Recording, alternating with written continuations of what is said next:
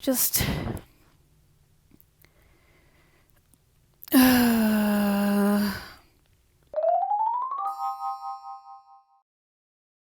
Hello everyone. Today's video is sponsored by boredom, and that is because I want to switch up what I've been reading lately. I've been reading sci-fi.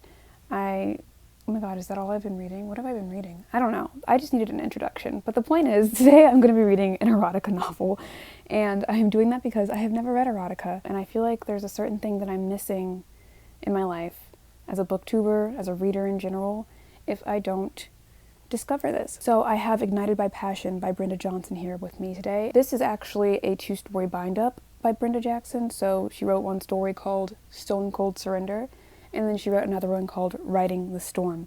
I will be reading Riding the Storm for this vlog today. And just a little backstory about how this book came into my possession, because I have never bought an erotica novel. Not that there's any shame. Enjoy what you enjoy.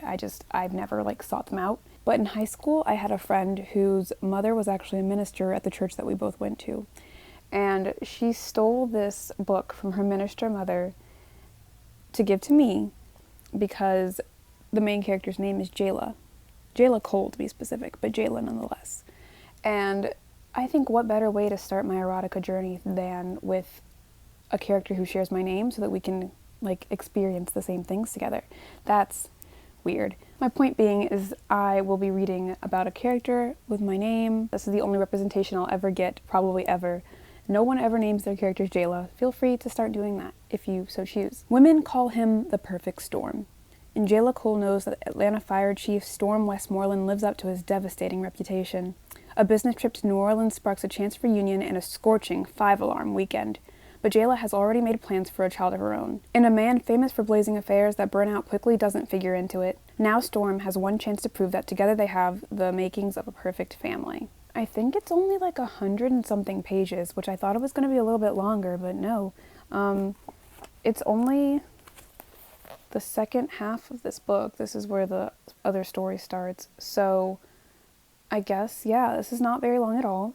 If I don't finish it tonight, what was I doing? I probably was procrastinating. But anyway, so I'm going to take you along on this journey with me, and hopefully we really enjoy riding the storm together. Okay, sorry, I'm only on chapter 1. I'm on the first page still, but something I wasn't expecting is right out the gate, they just meet the love interest. There's no really build up to who Jayla is. There's no explanation of what she's doing. It's just it starts with, he's the first word. He's the first line of the book, him speaking. I don't know if that's normal for novels like this. I don't know what the standard is, but I think it's really interesting, and I kind of am not mad at it because I feel like a lot of the time you have to wait to get to the romance in a story. So here we are, just here already. Also, I figure it would be fun just so that we get this introduction. So I'm going to read to you what is written about this man. There stood Storm Westmoreland. The man had the reputation of being able to talk the panties off of any woman who caught his interest. According to what she'd heard, even though Storm sported a clean-cut, all-American kind of guy image, he was a master at providing pleasure without promises of forever. The word was that he had the uncanny ability to turn any female's fantasy into reality, and had created many memories that were too incredible to forget. Many women considered him the perfect storm. Yeah, so the perfect storm. I'm excited. All this man did was tell her his plans for the rest of the week, and somehow she's super turned on by them. He says, "My meeting ended today. Like you, I plan on staying until Sunday to take in the sights and to eat my fill of Cajun food." And then the inner dialogue / narrator is his words had sounded so husky and sexy she could actually feel her throat tighten. What about that was sexy? What part of that was... None of it. Jayla had become a woman. A very beautiful and desirable woman. And the only thing that had kept him from adding her to his to-do list was the deep respect he'd had for her father. But that hadn't kept her from occasionally creeping into his dreams at night, or from being the lone person on his would definitely do if I could list. Thanks. Okay, so here's what we know so far. We've got Jayla. She was there for a business convention, but I don't know if that was really a cover story, and she's actually here because she's trying to get a sperm donor so that she can have a child by herself, because she's decided to take the single parent route and have a kid on her own. And then we have what's his face? I've already forgotten. Storm. And we have Storm. He's there for his firefighter convention, and he's kind of just done with it for the rest of the week, and he's going to hang out and do whatever he wants to do until he has to go. So they meet. Apparently they haven't seen each other since JLo's father died, which was about a year ago. Storm and JLo's father were very close because they were both firefighters, and so like they hung out a lot together, and JLo has known Storm since she was like a teenager. So they have like, you know, they have history, and she had a crush on him, but he was like 6 years older than her, so he's 32 while she's 26. And there's this weird part of the book where Storm basically says, like, now that her dad's dead, she wouldn't really be off limits because there's nothing getting in our way. Excuse me, But he's still like, nah, I can't do it, so that's weird. Basically, both of them want each other. Both of them don't know that they want each other. Storm thinks he can't have her because, like, he grew up with her and, like, he has to respect her father. She thinks she can't have him because just, like, it's not in the card. She's doing this single parent thing, and she's, like, doesn't have time for a playboy who's going to mess all that up. Alright, so we got a red flag here. I don't know how it came up. It didn't really come up naturally, but basically Storm was saying that he was talking about his family and how his mom stayed home while his dad went out and, like, he brought home the bacon or whatever. And he said, and that's what I would want for my family he really emphasized if. He said, if I ever marry. So she was like, oh, what? And then he was like, yeah, I don't want my wife to work outside of the home. I want her to be, like, a full-time stay-at-home mom. And I'm like, I don't have a problem with stay-at-home moms. I don't have a problem with someone who chooses to, like, stay home and take care of family. Because as JLo says in here, which I also would say, yeah, being a mom is a full-time job. Being a parent is a full-time job, I should say. It's not easy. It's a lot of time. And it's definitely just a lot of work. So I get it. If you choose that you want to be a stay-at-home mom, that's totally fine. I support you. However, if you are the husband in that situation or just the partner, and you say, she has to be a stay-at-home mom, like, that's how my house needs to run, that I don't like. That's very controlling. Obviously, that is something they would probably discuss before getting married, or at least before having children. But I don't like just that's kind of his goal for himself, is that he needs to make sure that his wife is going to stay home and watch the kids, because it's icky to me. I don't like it. How old are these characters? I know how old they are. One of them is 32 years old, and this man, so they're both going sightseeing, and the concierge at the desk at the hotel was like, gave them the same suggestion for what they should do for that day. And so JLo asks him, do you want to do it together? And he can't take it. Like, the phrasing is just too much for him. Red flag number 2, you guys. So she's talking about how she met a guy on the internet, and she says that he was like 15 years older than her, and the picture, like, he had used on the website had not been accurate to, like, how old he actually was, and he was very touchy and feely and, like, trying to grope her when she did not want him to do that. And this man said Storm's hands tremble in anger at the thought that she had done something so foolish as to place herself in that situation. What? Am I supposed to like him? 'Cause I don't. I'm about to beat this bitch up. You smell good, Storm. He inhaled deeply and slowly shook his head. She could say the damnedest things at times. They should be concentrating on small talk that was socially acceptable for platonic friends, and not the sultry murmurings of lovers. What? Child. Anyway, so... Relentlessly mating his mouth with hers. Homegirl and homeboy just had sex for the first time. And in that process, which was described, some word choice I would have removed, but anyway, it's discovered during it that JLo was a virgin, and so after, because they didn't talk about it during it, but, like, after, he, like, asked her about it, and he's like, how could a 26-year-old woman still be a virgin? And now I have to tear JLo apart, too, because she's telling him that she hasn't had sex with anyone because she went online and she took a quiz, and the quiz told her that her Mr. Right didn't exist, and so she just hasn't, like... It's almost hurtful to me to watch her be so dumb. I genuinely kind of want to cry right now. Like, every time I put the camera down because I think I'm done talking about a part of the book, I just keep reading, and then it just gets worse. But But didn't you date in college? Storm sputtered. Why hadn't her going off to college assured her returning to town with her hymen no longer intact? Electric chair. I want to cry. They ask you how you are, you just have to say that you're fine when you're not really fine, but you just can't get into it because they would never understand. Call the police. We need to call the police. I have like 70 pages left, which is still too many pages, and I'm really bored. I'm not enjoying this. Like, I did all the fun stuff already, and now it's just about the things that need to come to light, like her having a baby and him coming to terms with his commitment issues and why he actually could be a good father and is ready to settle down, because we all know this is going to end in marriage.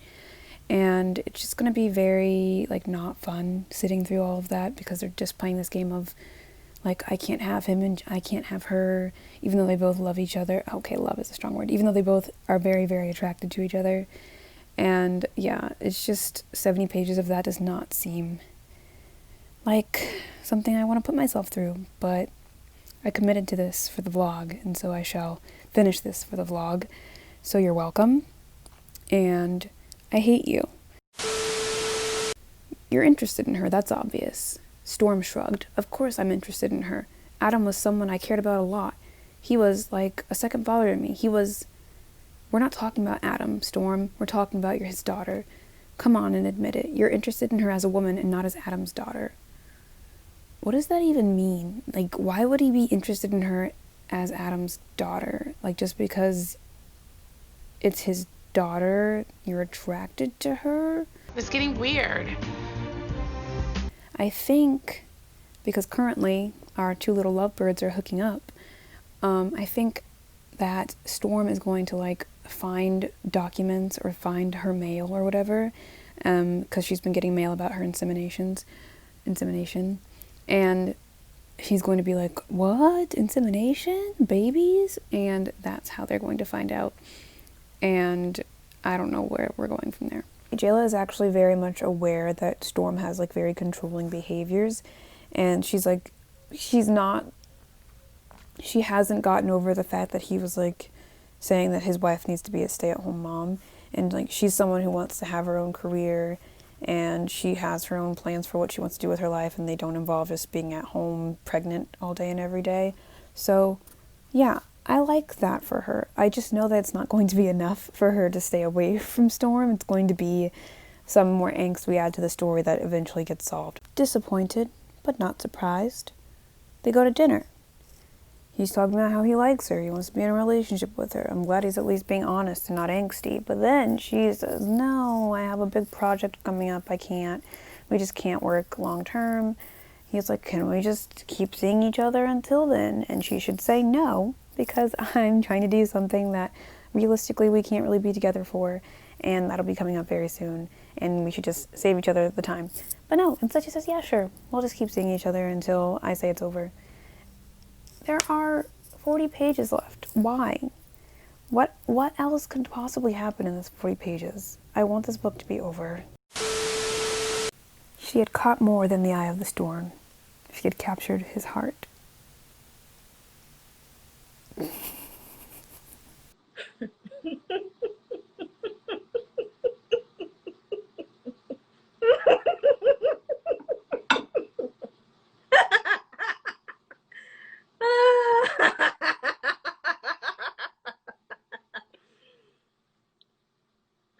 Wow. Guess who was right? It wasn't at the part that I thought it was going to be, but Storm is going to turn off the lights in the house, and he finds letters. He finds mail from the fertility clinic, and without thinking that he didn't have any right to do so, he picked up the letter and read it. Love that invasion of privacy. Things Storm is saying in this conversation that I really hate. Are you actually considering having your body inseminated with some man's sperm? So for your own selfish reasons, you're willing to deny your child a father? Ah!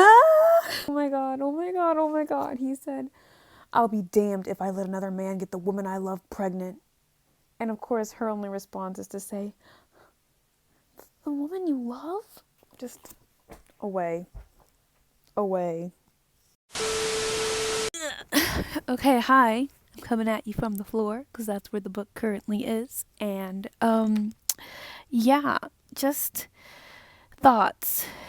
My issue now is just that he's really, really hyper focused on the fact that it's some other man would be impregnating her, but that's not really how this works. Like, yeah, it came from some other dude, but it's not, there's no man involved. He's not in the room when it happens. He's not going to be fathering the child. It's just really, like, how insecure do you have to be so bothered by the idea of her just having a baby that's not your blood?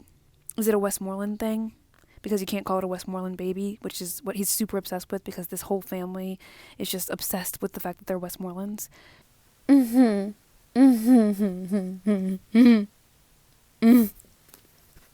She's pregnant. I'm kind of dumb for not guessing it further along or further earlier. I'm mad because she had just decided. So here's what's been going on with me. So basically, Storm, he talked to one guy at the fire station who's been trying to tell him what Jayla's been telling him all along, like, hey, women can be happy working and being mothers. And he talked to this one guy who said, yeah, my wife really enjoys her work. I wouldn't take it away from her, and she's doing just fine.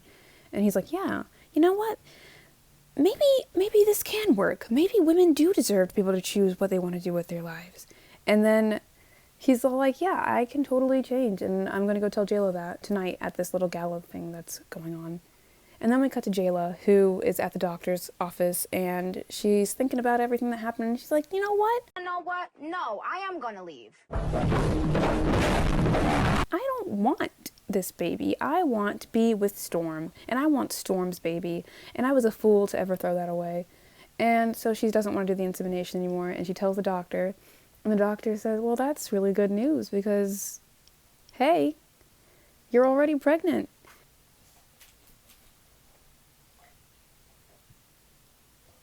I was really hoping she would do the insemination and Storm would just accept it and be supportive, but no, of course not. Of course not. Again with the Storm puns. I mean, I know I should have expected this, but really... Do you know what's about to happen to you, Jayla? She laid a hand against his cheek. No, tell me, she implored softly, seeing the dark, heated look of desire in his eyes. It was a look that sent sinuous shivers all through her body. He smiled. You're about to be taken by storm.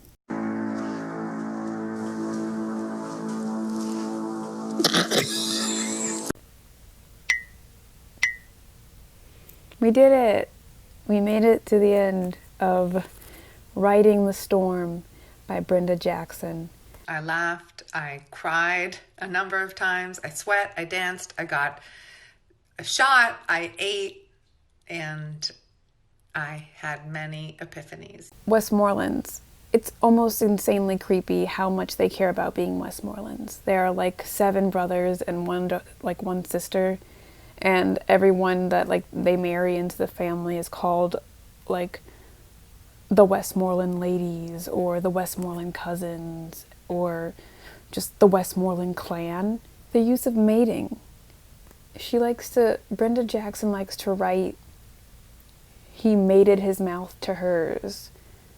He mated his tongue to her tongue. And I want to know why.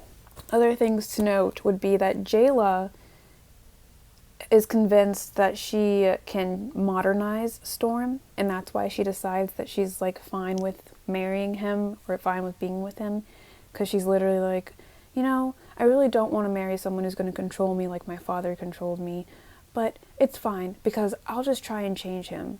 So we can try and be together because I can just try and modernize him. And that's A, not what you're supposed to do in relationships, and B, why bother? And then on top of that, Storm basically explains that he's so controlling and like he has such a specific vision for his wife and his family because in high school, this girl he was dating named Nicole totally dumped him because he didn't want to go to college. He wanted to be a firefighter, so he went to the firefighter academy. And she was like, there's no way you can support us as a family if you go to firefighter school instead of going to college. So yeah, it's over.